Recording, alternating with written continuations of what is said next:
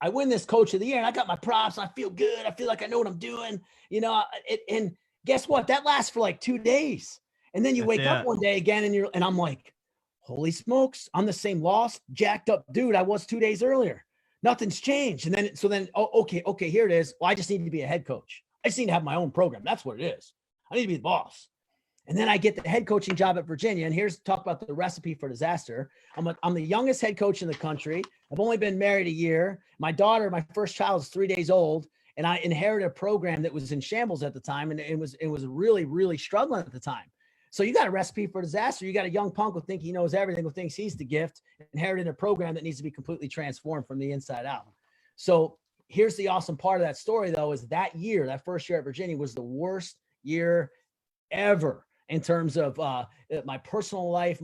Honestly, my marriage was in shambles. My wife actually had the truck packed up and was driving down the road, and I'm chasing after the car like in the movies, begging her to stop with my baby in the back of the car, because that's how much of a terrible deadbeat husband I was.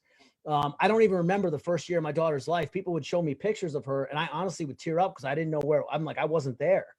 You know, I was completely obsessed with the idol of, you know, building Virginia wrestling, being a success. I had to be a success. I mean, this is what I'm made for. I'm going to be a head coach. I'm a worker. I'm a grinder. I know what I'm doing. I'm a winner. Right. Mm-hmm. But we weren't winning. We were losing. And so here's what happens though. In that time of just complete failure in every way, shape, or form, I got humbled. And I always tell my guys, you learn a heck of a lot more in the pit than you do in the mountaintop. I was in the pit, Keith. I'm talking completely low as I could possibly be. I had the white picket fence. I had everything you could possibly have, but in essence, I really had nothing. Wow. And so what happened was during that time frame, there was a situation in my career that I can't get into. It was pretty personal, but I thought I was going to lose my job. There was something at work that was going on that was bringing me to my knees. It was making all this stuff come to the forefront. And there was a guy by the name of Mike Alley, who was a fellowship Christian athletes guy here in town that worked primarily with football, but he took an interest in me and he kept coming by the office every day, every week. He would come by, and I would hide from him, Heath. I had it so bad. I would run up to my office, turn the lights off, and tell my assistants to get rid of him. I would hide from the guy. That's how bad I didn't want to hear it. I didn't want the truth. What's the verse in John where it talks about the light and the darkness? I would literally go get dark because I didn't want to be around it. The guy drove me crazy. And then he kept coming.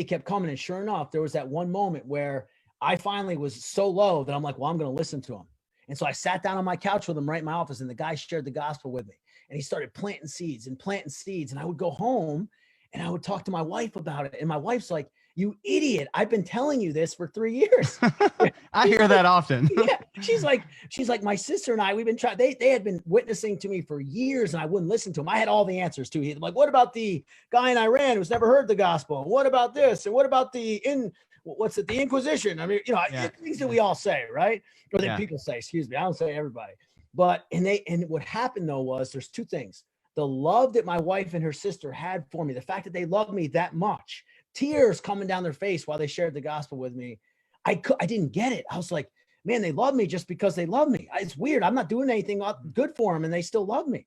And then this guy who I didn't even know, who I didn't even like, keeps coming to my office and loving me. It blew me away. And that's what softened my heart, Heath. It was people having the courage to tell me the truth. Just like Randy Keys looked me in the eyes and said, son, I love you enough to tell you what you need to hear.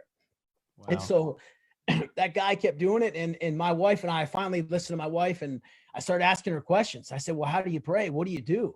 And she started witnessing. And basically she talked to me that the prayer to Christ, when you cry your heart out to him, is a prayer of submission and surrender.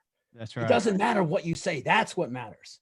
Mm-hmm. It's not about a prayer. It's about it's about the position of your heart, Steve. Yeah. And so she coached me up, man. I ran upstairs into my bed, right where I'm standing now, my bedroom, right over there in that bathroom. And I got down on my knees, man. And I cried out to God. And I was on the ground for a while. I don't know how long I was out there, but it was a cry of desperation and a cry of faith. I said, Lord, I don't know everything there is to know, but gosh, I want you in my life. And I believe what I've heard. I believe it. And I need you. I need you to forgive me. I need you to help me.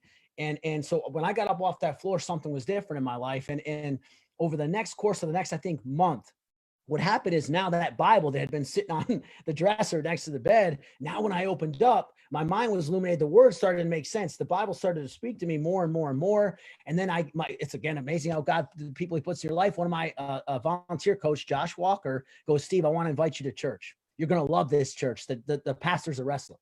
And I go, yeah, no way. He goes, no, I'm telling you, man, you got to go. And so I go to the church it's now called City Church, but at the time it was CFA. I walk in there and I'll never forget the first lyric of the first worship song is, even though I fail you, I know you love me. Wow. Even though I fail you, I know you love me. I mean, the image and power of that, of I had failed God in every way, shape, or form. I had been sprinting, running from him, spitting in his face.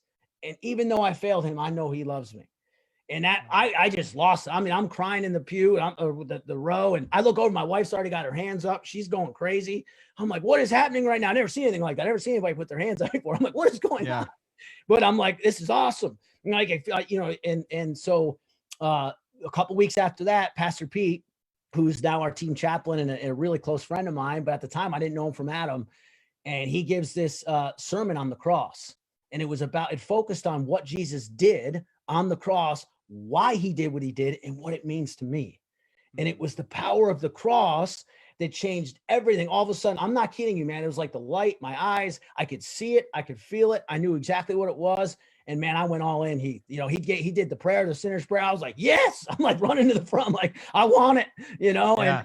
And that was it. I mean, and the change was pretty radical and it was pretty swift. If you can ask any of the guys, unfortunately, that wrestled for me that first year, compared to the way I am now, I mean, it was amazing how quickly it changed. And what happened though too with people is God put great mentors in my life, and guys disciple me. George Morris, who's an FCA guy for basketball and football in town, he starts discipling me, and it was through that mentorship and discipleship that so many good things happened in my life. And as God continues to work out the sanctification process in my life, it's been amazing to see, because I always joke with my guys when I want to hear old Garland stories. I'm like, man, I don't even know that dude. I'm like, I don't even hang out with that guy. That's so cool. Anymore. Yeah. I'm like, you guys don't want to know about him. You guys don't want him back. He's dead and buried. When I got baptized and I came out of the water, that guy was gone. He ain't never coming back, you know?